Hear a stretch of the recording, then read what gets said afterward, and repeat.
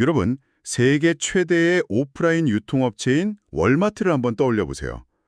전 세계에 있는 수많은 매장, 끝없이 늘어선 진열대, 그리고 거기서 일하는 수백만 명의 직원들, 정말 거대하잖아요. 네, 그야말로 유통의 공룡이죠. 누구나 아는. 그렇죠.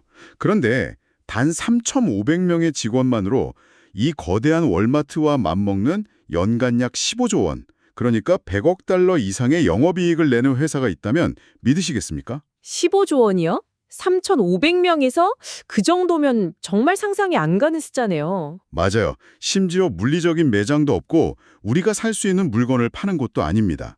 바로 제인 스트리트라는 월스트리트의 트레이딩 기업입니다. 오늘 우리의 이 심층 분석에서는 그 우리 주변에서 돌아가고 있지만 전혀 눈치채지 못했던 금융시장 막후의 비밀스러운 기업, 그리고 그들이 만들어낸 생태계에 대한 이야기를 깊이 있게 파헤쳐 보려고 합니다. 사실 이 3,500명이라는 숫자와 15조 원이라는 이익의 교집합은 뭐랄까 단순히 돈을 엄청나게 많이 버는 한 회사의 성공 스토리가 아니거든요. 아, 단순한 성공담이 아니다. 네. 제인 스트리트라는 기업을 관통하는 이 자료들을 보면 금융시장의 권력이 아주 근본적으로 이동했다는 걸 보여줍니다. 그러니까 사람이 기업의 가치를 분석하고 가격을 판단하던 시대가 저물고 기계가 완전히 지배하는 시대, 이른바 기계 생태계로 패러다임이 완전히 넘어갔다는 것을 의미하는 거죠. 기계 생태계요. 자, 이 내용부터 하나씩 풀어보죠. 사실 우리가 금융이나 월스트리트 하면 머릿속에 자동 재생되는 그런 영화 속 장면들이 있잖아요. 그렇죠. 정장 입고 소리치고. 네. 맞춤 정장 쫙 베입은 펀드 매니저들, 전화기 여러 대 들고 객장에서 막 핏대를 세우면서 거래를 성사시키는 사람들. 그런데 오늘 다루는 이 제인 스트릿의 정체성을 보면 그런 전통적인 금융인의 모습은 온데간데 없습니다. 완전히 다르죠. 이 엄청난 수익을 내는 사람들의 정체는 수학적 모델과 알고리즘을 설계하는 퀀트, 그리고 천재 개발자들입니다. 객장의 소음 대신에 조용한 방에서 복잡한 수학 퍼즐을 푸는 티셔츠 차림의 코더들이 진짜 현대 금융에 권력을 쥐고 있다는 거네요. 아마 그들은 스스로를 금융회사라기보다는 기술회사 혹은 응용수학 연구소에 가깝다고 여길 겁니다. 전통적인 펀드 매니저들은 기업의 재무제표를 읽고 CEO의 성향을 분석하고 세계 경제의 거시적인 스토리에 베팅을 하잖아요. 네, 뭐 금리가 오르면 어떻게 된다 이런 스토리요. 맞습니다. 반면에 제인 스트릿의 수학자들은 그런 스토리에 전혀 관심이 없어요. 그들은 테라바이트 단위의 시장 데이터 속에 숨겨진 아주 미세한 통계적 패턴, 확률, 그리고 수학적 우위를 찾습니다. 감정이나 직관이 개입할 여지가 없는 완벽하게 차다운 숫자의 세계를 구축해서 확률 게임을 하는 겁니다. 와, 차가운 숫자의 세계라. 여기서 제가 이 자료들을 보면서 정말 궁금했던 점이 하나 생기는데요. 네, 어떤 부분이죠? 보통 연간 15조 원씩 영업이익을 내고 비즈니스 모델이 이렇게 확실하게 작동을 하면 당연히 주식시장의 상장, 그러니까 IPO를 해서 자본을 수십 배로 뻥튀기 하는 게 정석 아닌가요? 창업자들은 막대한 부를 범어주고요. 그게 월스트리트의 기본 공식 아닌가요? 보통은 그렇습니다. 상장을 통해 자금을 끌어모으죠. 그런데 제인 스트리트는 철저하게 상장하지 않은 유한 책임 회사로 숨어 있습니다. 내부 정보나 매매 기법을 철저히 비밀에 붙이고요. 대체 왜 굳이 그 천문학적인 IPO 자금을 테이블 위에 그냥 남겨두는 걸까요? 아, 여기서 정말 매력적인 부분이 등장합니다.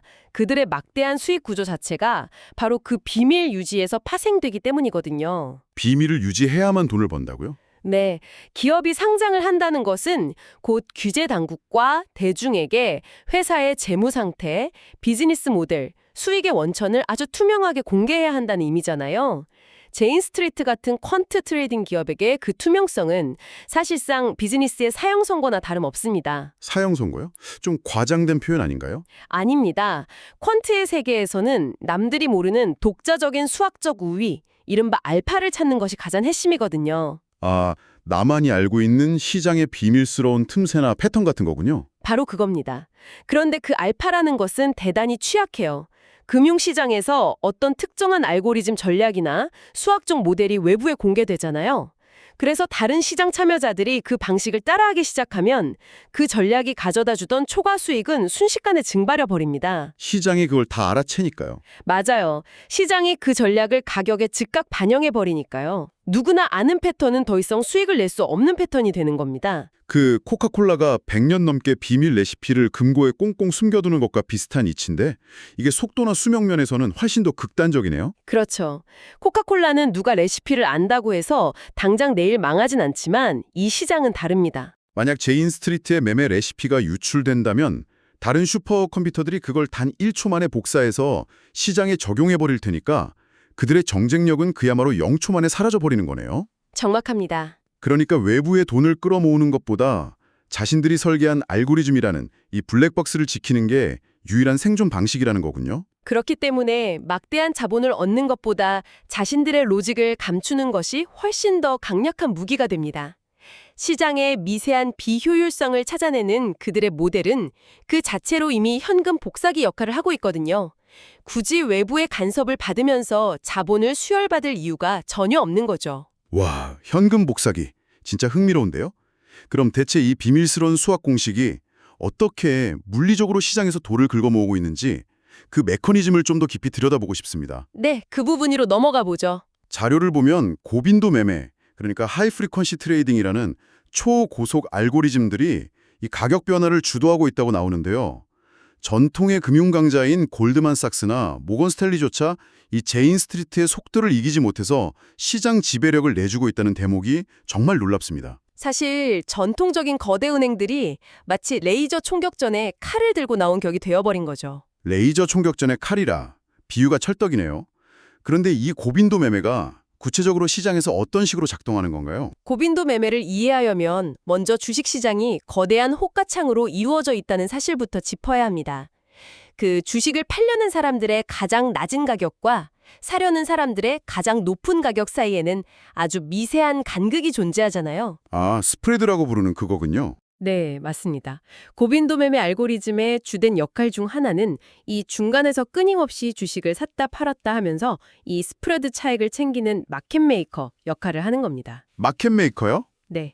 이들은 주식이 1년 뒤에 오를지 내릴지는 전혀 관심이 없어요. 오로지 찰나의 순간에 발생하는 가격 불균형만 노리는 겁니다. 제가 이해한 메커니즘이 맞는지 한번 비유를 들어서 설명해 볼게요.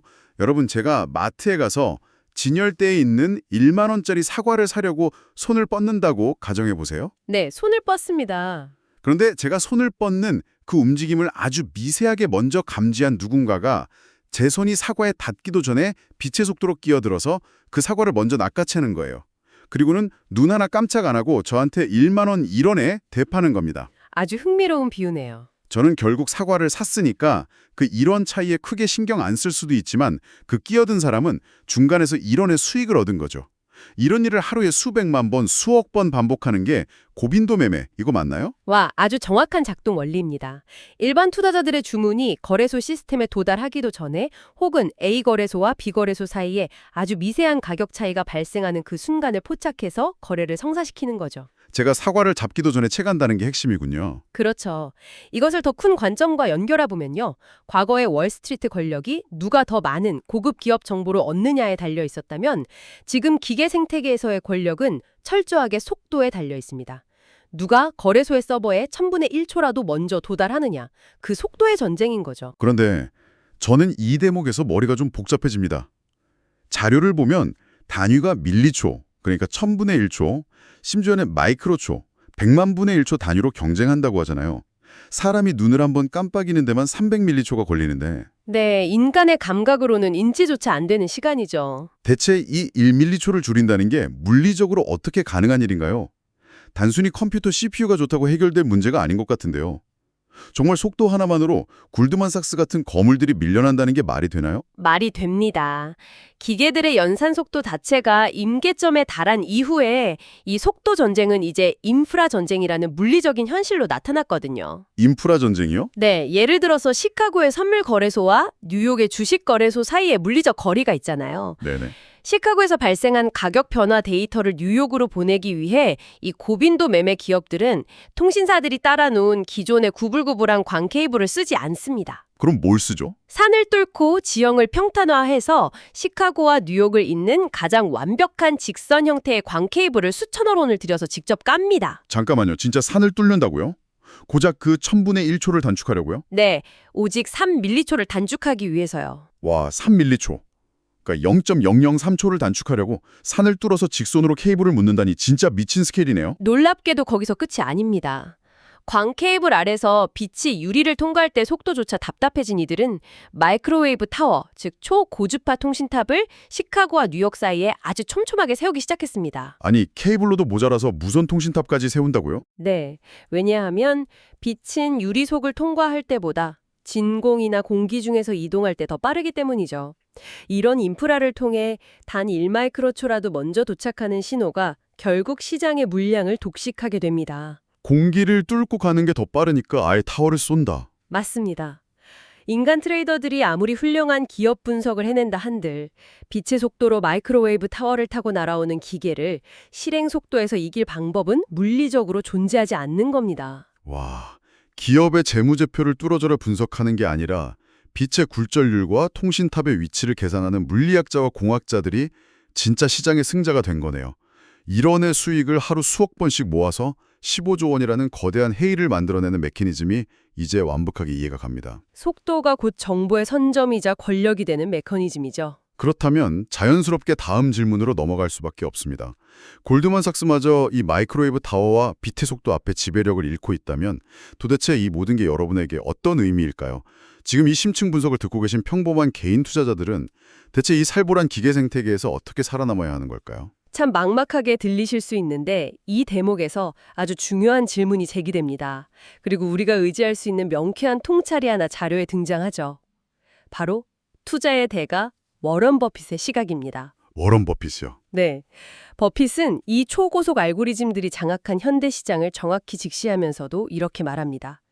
주식을 장기 보유한다면 고빈도 매매는 아무런 차이를 만들지 못한다고요. 주식을 장기 보유한다면 아무런 차이가 없다. 내가 산 주식을 1000분의 1초 단위의 속도전에 내맡기는 게 아니라 그냥 묵묵히 들고 있으라는 뜻인데 이게 기계적으로 왜 완벽한 방패가 되는 건지 궁금합니다. 앞서 진행자님이 드셨던 그 사과와 마트 비유로 다시 돌아가 보죠. 네, 제 사과요. 고빈도 매매 알고리즘이 여러분 앞에서 사과를 낚아채서 1원의 차익을 냈습니다. 네. 여러분은 사과 하나를 살 때 1원이라는 일종의 보이지 않는 세금을 낸 셈이죠. 아, 보이지 않는 세금이요? 네, 만약 여러분이 매일매일 사과를 샀다 팔았다 하는 단타 매매를 한다고 가정해보세요. 이 1원의 세금은 눈덩이처럼 불어나서 여러분의 수익을 다 갉아먹을 겁니다. 고빈도 매매 알고리즘의 완벽한 모객감이 되는 거죠. 제가 샀다 팔았다 할 때마다 그 찰나의 순간에 기계들이 1원씩 계속 떼어가니까요. 가랑비에 옷 젖는 거네요. 맞습니다. 하지만 여러분이 그 사과나무 자체, 즉 특정 기업의 본질적인 비즈니스 가치와 미래 성장성을 보고 주식을 사서 5년, 10년을 보유한다고 생각해 보세요. 10년을 들고 있는다. 그러면 여러분이 그 보이지 않는 세금을 내는 건 주식을 처음 살 때 딱 한 번, 그리고 10년 뒤에 팔 때 딱 한 번뿐입니다. 10년 동안 기업이 성장해서 창출해낸 그 막대한 가치에 비하면 기계들이 앗아간 그 1원의 비용은 수학적으로 완전히 무의미해지는 겁니다. 아, 진짜 명쾌하네요. 고빈구 매매는 1년 뒤 기업의 현금 흐름을 분석하지 못합니다. 그저 지금 당장의 혹가창 빈틈만 노릴 뿐이죠. 그래서 장기 투자가 기계의 노이즈를 무시하는 유일한 방패가 되는 겁니다. 속도전의 판 자체를 아예 벗어나 버리는 거군요. 그들이 마이크로초 단위의 파편을 주울 때 우리는 10년이라는 시간의 큰 덩어리에 투자하는 거니까요. 그렇죠. 그런데요, 장기 투자를 한다고 해서 제 마음이 완전히 다 놓이는 건 사실 아닙니다. 시장의 시스템적 리스크라는 본질적인 문제가 여전히 남아있잖아요. 시스템적 리스크를 말씀하시는군요. 네, 그러니까 버핏의 말처럼 내가 장기 투자자라서 단기 변동성을 무시하려고 해도 내가 가진 주식이 어느 날 보이지 않는 알고리즘들 때문에 예상치 못한 폭발적인 폭락을 겪을 수도 있다는 거잖아요. 우리 모두가 언제 사고가 날지 모르는 투명하지 않은 자율주행 버스에 올라타 있는 것 아닌가요? 매우 예리한 지적이십니다. 실제로 2010년에 있었던 플래시 크래시 사건을 보면 멀쩡하던 시장이 순식간에 폭락했다가 회복하는 일이 있었죠. 맞아요. 그때 정말 난리도 아니었죠. 대체 이 기계 생태계에서 어떤 메커니즘으로 그런 대형 사고가 터지는 건가요? 고빈도 매매가 개인의 장기 투자에는 영향을 못 미칠지 몰라도 시장의 구조적 안정성 자체를 흔들 수 있다는 점, 이게 바로 자료들이 경고하는 핵심적인 우려 중 하나입니다. 플래시 크래시 같은 현상은 단순히 기계들이 공포에 질려서 주식을 막 팔아치우기 때문에 발생하는 게 아니거든요. 그럼 뭐 때문이죠? 진짜 문제는 유동성의 증발 메커니즘에 있습니다. 유동성이 증발한다고요? 아까 고빈도 매매 알고리즘들이 끊임없이 주식을 사고 팔면서 호가창을 채워주는 마켓 메이커 역할을 한다고 하셨잖아요. 평상시에는 확실히 그렇습니다. 호가창을 아주 빽빽하게 채워주죠. 하지만 시장에 아주 작은 충격이나 비정상적인 데이터가 감지되어서 알고리즘의 위험 회피 한도를 건드리는 순간 상황은 완전히 돌변합니다. 기계들이 위험을 감지하면요. 이 슈퍼컴퓨터들은 손실을 막기 위해서 단 1000분의 1초 만에 자신들이 호가창에 걸어두었던 매수중을 전부 취소하고 시장에서 아예 빠져나갑니다. 방금 전까지 호가창을 빽빽하게 채우고 있던 매수 물량이 진짜 눈 깜짝할 사이에 텅 비어버리는 거죠. 와, 사려는 사람이 시장에서 완전히 싹 사라져버리는 거네요. 네, 바로 그 상태에서 다른 알고리즘이나 혹은 늦게 반응한 인간 트레이더의 매도 물량이 쏟아지면 어떻게 될까요? 그것을 받아줄 매수 주문이 텅텅 비어있기 때문에 가격은 바닥을 모르고 수직 낙하하게 됩니다. 받아줄 사람이 없으니까 가격이 그냥 뚝 떨어지는군요. 이것이 바로 플래시 크래시의 본질입니다. 기계들의 연쇄적인 주문 취소가 만들어내는 진공 상태인 거죠. 기업의 펀더멘탈에는 아무런 문제가 없는데도 이 시스템의 구조적 특성 때문에 시장 전체가 순식간에 마비될 수 있는 엄청난 리스크가 상존하는 겁니다. 내가 탄 버스가 튼튼하다고 굳게 믿고 가고 있는데 버스가 고장나는 게 아니라 어느 순간 도로 자체가 그냥 푹 꺼져버리는 꼴이네요. 정말 적절한 비유입니다. 도로가 사라지는 거죠. 게다가 이 막대한 이익 구조가 베일에 쌓여있기 때문에 생기는 투명성의 부재. 이것도 정말 큰 문제일 수밖에 없겠군요. 맞습니다. 제인 스트리트를 비롯한 퀀트 기업들이 자신들의 알고리즘을 철저한 블랙박스 안에 가두고 있잖아요. 그래서 외부에서는 그들이 합법적인 차익 거래를 하는 것인지 아니면 시장의 구조적 허점을 이용해 의도적으로 가격을 교란하고 선행 매매를 하는 것인지 명확히 파악할 기니 없습니다. 확인할 방법이 없으니까요. 네, 수조 원의 이익이 발생하고 있지만 규제 당국조차 이 초고속 알고리즘의 코드를 완벽히 해독하거나 실시간으로 통제하지 못하고 있는 실정이죠. 이 기계 생태계가 이미 인간의 통제 범위를 넘어선 것 아니냐는 비판이 나오는 이유가 바로 여기에 있습니다. 정말 압도적이면서도 한편으로는 좀 서늘한 통찰이네요. 자, 오늘 우리가 나눈 이 깊은 이야기의 핵심을 한번 정리해 볼까요? 네, 좋습니다. 우리는 단 3,500명의 수학자들과 개발자들이 철저한 비밀의 장벽 뒤에서 월마트급의 수익을 만들어내는 제인 스트리트의 이야기로 문을 열었습니다. 그리고 그들이 시장을 어떻게 바꾸었는지 봤죠. 그렇죠. 이들은 시장을 인간의 가치 판단 무대에서 마이크로초 단위로 쪼개진 기계 생태계로 완전히 뒤바꿔 놓았고 산을 뚫은 직선 광케이블과 마이크로웨이브 타워를 무기 삼아서 전통의 금융 강자들마저 물리적인 속도의 전쟁에서 밀어내버렸습니다. 네, 속도가 곧 권력이 된 세상입니다. 하지만 이 차가운 기계들의 파도 속에서도 기업의 본질을 믿는 장기적인 시각만이 고빈도 매매의 소음을 무력화시키는 유일한 생존법이라는 것도 확인을 했고요. 동시에 시장의 유동성이 찰나의 순간에 증발해버릴 수 있는 구조적 리스크, 그리고 규제의 사각지대에 대해서도 짚어보았습니다. 우리가 매일 바라보는 주식시장의 호가창 너머에서 정말 인간의 인지 능력을 벗어난 속도로 벌어지는 거대한 전쟁의 실체를 마주한 시간이었습니다. 이 구조를 이해하는 것만으로도 여러분이 시장을 바라보는 해상도가 완전히 달라지셨을 거라고 생각합니다. 네, 여러분 오늘 이 심층 분석을 통해 새롭게 알게 된 사실들이 여러분이 내일 당장 투자 결정을 내리거나 뉴스를 볼 때 어떤 변화를 만들어낼지 무척 기대가 됩니다. 저도 깊이 공감합니다. 오늘 이야기를 마무리하면서 여러분이 일상으로 돌아가 곰곰이 씹어볼 만한 화두를 하나 던지고 싶습니다. 오늘 우리는 수학과 알고리즘이 인간의 가치 판단을 대체하고 초단기 금융시장을 완전히 지배하게 된 현실을 두 눈으로 확인했습니다. 호가창의 미세한 심리와 행동 패턴을 읽고 1000분의 1초 단위로 이용하는 이 초고속 알고리즘들이 만약 주식시장을 넘어서 우리의 일상적인 경제 행동으로 눈을 돌린다면 어떻게 될까요? 아, 우리의 일상이요? 네, 우리가 매일 클릭하는 뉴스 소비 패턴, 쇼핑카트에 물건을 담고 망설이는 그 짧은 시간, 심지어 특정 이슈에 분노하거나 열광하는 감정의 변화까지 이 슈퍼컴퓨터들이 실시간으로 수집하고 예측해서 이용하기 시작한다면 말입니다. 정말 섬뜩한 상상이네요. 지금 여러분이 바라보는 이 시장은 다채로운 인간 사회의 수요와 공급을 비추는 거울일까요? 아니면 우리 스스로가 완벽하게 통제된 기계의 확률 모델에 맞춰 행동하도록 서서히 길들여지고 있는 걸까요? 이 거대한 질문을 여러분의 생각에 맡기며 오늘의 심층 분석을 마칩니다. 함께해 주신 여러분 고맙습니다.